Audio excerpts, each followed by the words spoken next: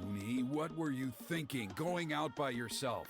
Don't you know how dangerous it is?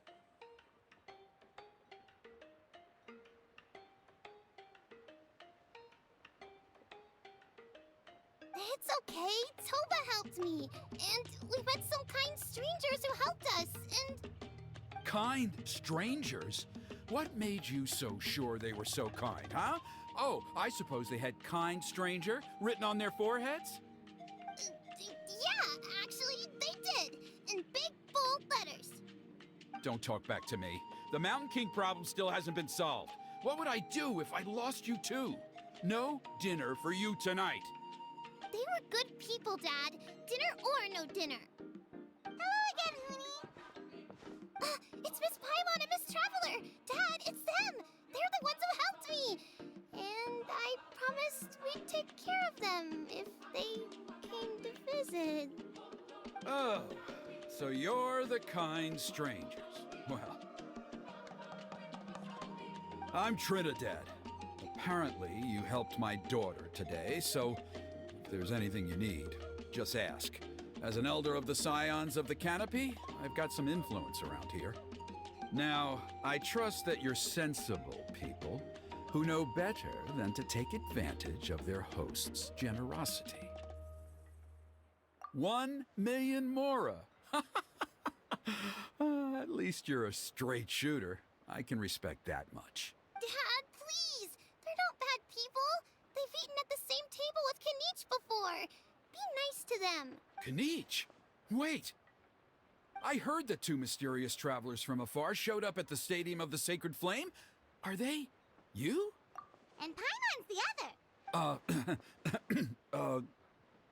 I do apologize. A lot's been going on in our tribe lately, and I suppose the pressure must be getting to me. I can't believe I was so rude to you. I feel ashamed. We got off on the wrong foot. Can we, start over? Oh, now we're talking. Seriously, though, don't worry about it. Already forgotten. We're just happy to see Huni got home safe and sound. Oh, you just arrived, I take it, and it would be my honor to give you a hero's welcome tonight. Careful now. That's quite an about face. We've heard that kind of thing can lead to spontaneous combustion around these parts. My dear traveler, you are very perceptive indeed. Go inside now, Huni. Dad's got some important business to discuss. Okay. Look after Miss Traveler and Miss Paimon. They're very special guests. Well, we'll hear you out, but we can't make any promises that we'll be able to help. Well, this is a matter of utmost importance. Please, allow me to explain. For many years, our tribe has celebrated the Turnfire Night. It is a traditional ceremony among the Scions of the Canopy in which we remember our ancestor, Burkina, and his companion, Kangamato, the Mountain King. Burkina was a hero who bore the ancient name Malipo, and Kangamato was a powerful Yupanqui warrior. Together, they fought against the Abyss. They were victorious, but it came at a great cost. Burkina paid with his life. The Mountain King survived, but was contaminated by the Abyss, and he remains in hibernation to this day. Normally, Yupanqui never live longer than a century.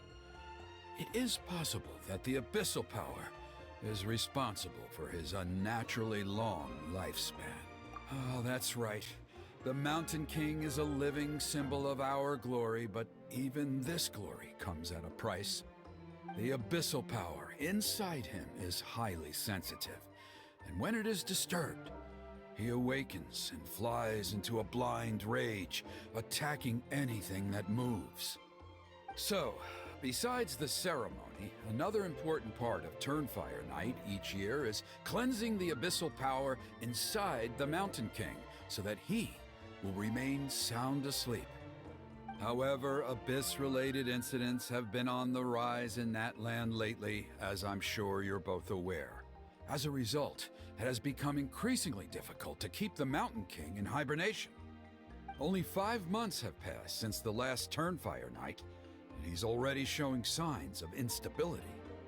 Has he woken up again? He has. We managed to contain the situation by performing a makeshift ceremony right away, but it was a close call. He could reawaken at any moment. Also, he attacked and wounded my companion, Nana, during the ceremony. She became contaminated by the Abyss as a result, and... We heard. Such a tragedy. We're really sorry for your loss. Yes, and Nana wasn't the first. Anyway, right now we're preparing for an exceptional Turnfire night ceremony, and we need to find a suitable flame bearer. From what I've heard about your adventures, I believe you would be perfect for the role.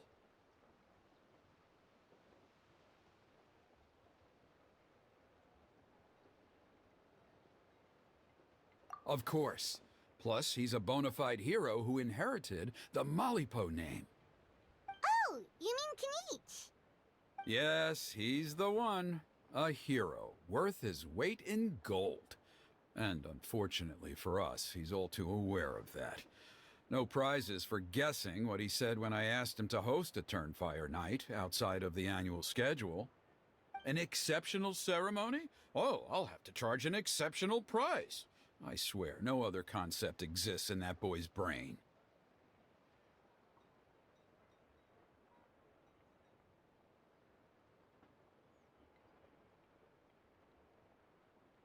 I'm not the one to usually talk about people behind their backs, but I'm convinced the Wayab got hit on the head and took a wrong turn the day it chose to give that ancient name to him. I mean, have you ever heard of a hero whose mantra is, "What's your asking price?"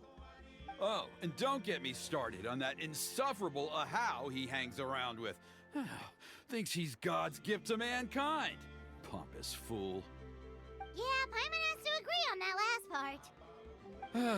Anyway, the fact is, the ceremony can just as easily be done without him as long as we can find someone else. And besides, you two seem like much better candidates. So, what do you think?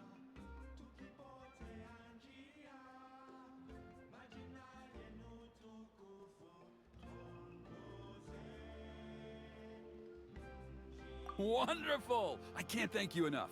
Huni was right about you. You have kindness in your hearts. Come with me to the other side of the mountain. I'll bring you up to speed on each step of the ceremony.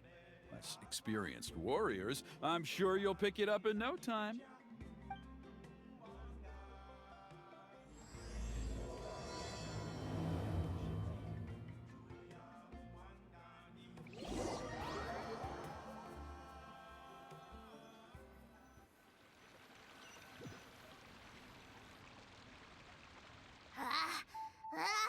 Achoo! Curses! Who dares insult the great Kahula How behind his back? Oh, great Kahul Ahau, bless you. Shut your filthy mouth, worm of the abyss! Your putrid words defile the air we breathe.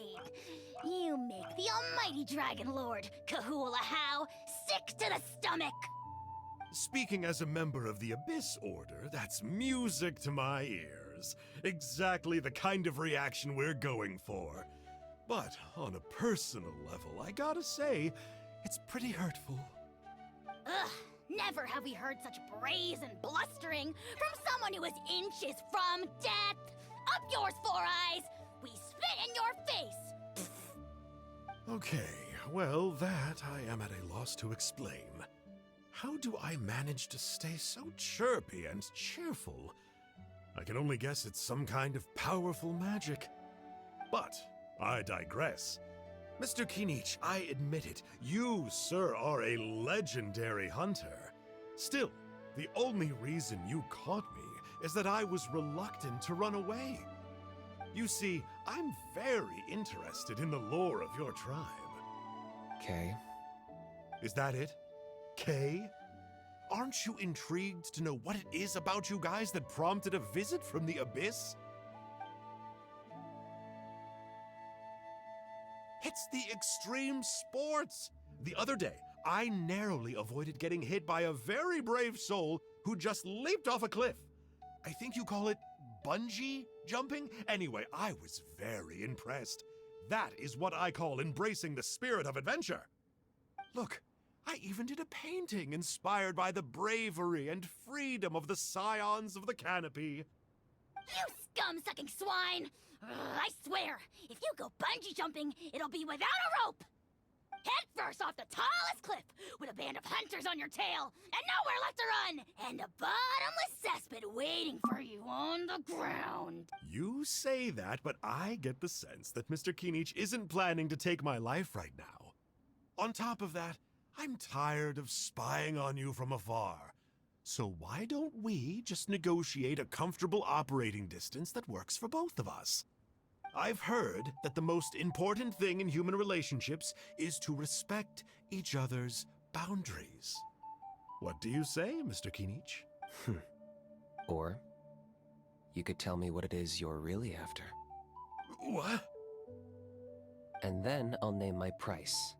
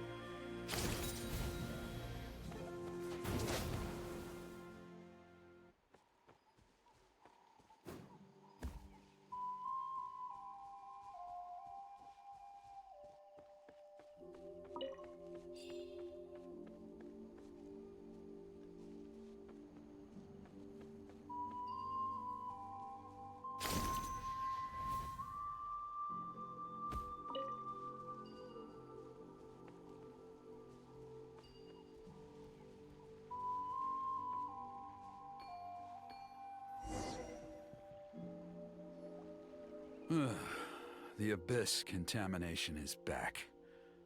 No surprises there. No doubt that explains the Mountain King's recent activity. See those torches over there? Those are the Sacred Flame offshoots that we requested from the Stadium of the Sacred Flame. They contain the power of the Pyro Archon. Are you saying that the Sacred Flame and the Turnfire are the same thing? Well, for ceremonial purposes, at least. Sending someone to the Night Kingdom to retrieve the legendary Turnfire isn't exactly an option. More to the point, though, the Sacred Flame is able to burn away abyssal filth, so that's why we use it in the ceremony. Gotcha! So basically, we just need to clean up the filth with the Sacred Flame. Well, that's one part of it, yes, but the complete ceremony is a bit more complicated than that.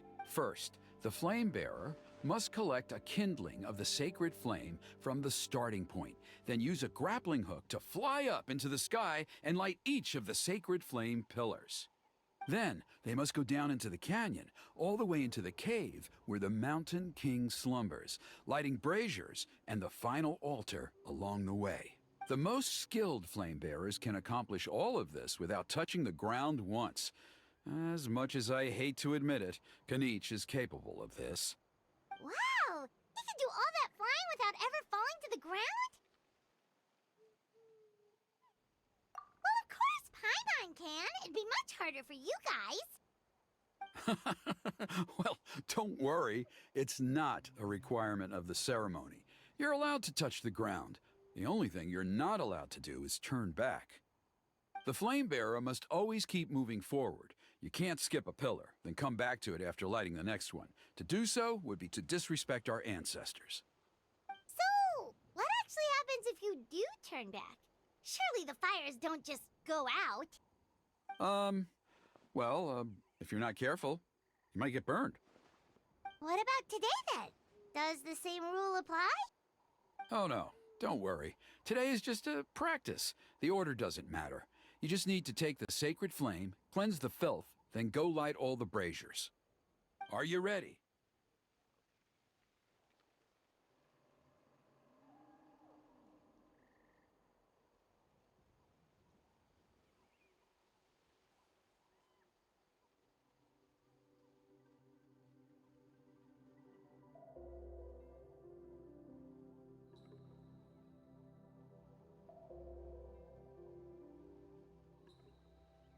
I'll repeat all the key points again. Gather the kindling, cleanse the filth, and light all the braziers. I'll wait for you at the end.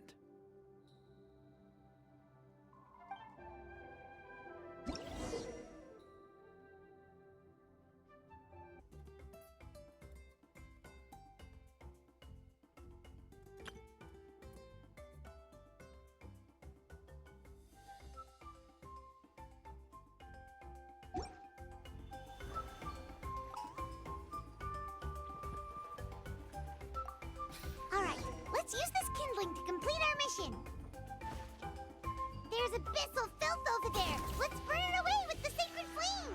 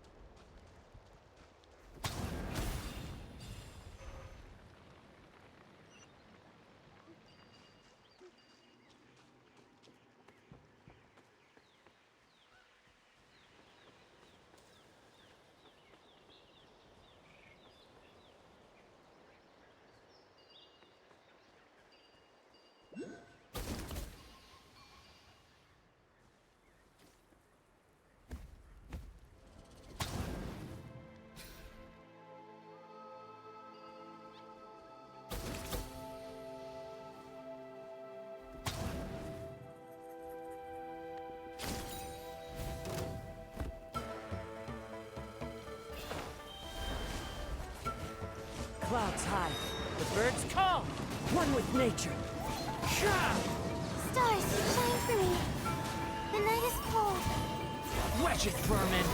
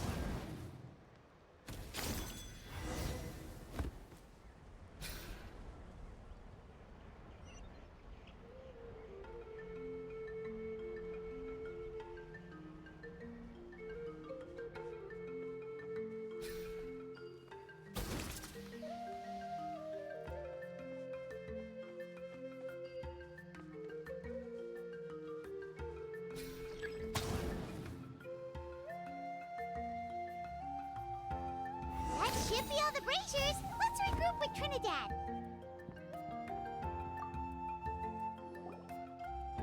I knew I was right about you. You have outperformed all of the other previous candidates.